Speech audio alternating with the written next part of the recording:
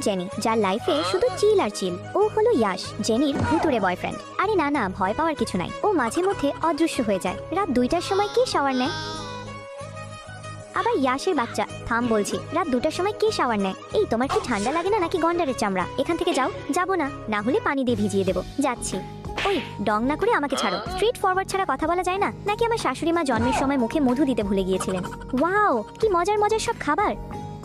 কি সমস্যা? এগুলো সরিয়ে নিচ্ছ কেন? আগে এই পেপারসে সাইন করো। কি এটা? আমার গার্লফ্রেন্ড হয়ে থাকতে হলে তোমাকে এই সব শর্তগুলো মানতে হবে। মানবো না। এগুলোর একটাও শর্ত কি করবে? তাহলে এই কার্ডগুলো আর পাওয়া হবে না। ক্রেডিট কার্ড, তাও আবার ব্ল্যাক, মানে আনলিমিটেড মানি। আমি সব শর্তে রাজি, এক্ষুনি সাইন করে দিচ্ছি। এই নাও। এখন কি খাবারগুলো খেতে পারি? হ্যাঁ। ওয়াও, অনেক মজা হয়েছে, সবগুলো বেস্ট বেস্ট। জেনি, আও। রিয়া, তুই এখানে? তোকে সারপ্রাইজ দিতে চলে আসলাম। চল চল বাসায়। আরে বাপরে, এত বড় বাসায় থাকিস? Let's enjoy. চিয়ার্স। আও, কাপটা নিজে নিজে সরে গেল কিভাবে? ইয়াশের বাচ্চা আবার জ্বালাচ্ছে। আসলে আমার বয়ফ্রেন্ড না ইনভিজিবল হতে পারে। ও তো ঠিক পেছনেই রয়েছে। আও, কোথায়? আমি কাউকেই দেখতে পাচ্ছি না। কি বলছিস এসব তুই? মানুষ কিভাবে অদৃশ্য হতে পারে? তুই এই বাসা ছেড়ে দে। এখানে নিশ্চয়ই ভূতটুত আছে। এত হ্যান্ডসাম আর রিচ ছেলেকে কিভাবে ছাড়তে বলছিস? জেনি, তুই পাগল হয়ে গেছিস। আমি আর এক মুহূর্ত এখানে থাকতে চাই না। এই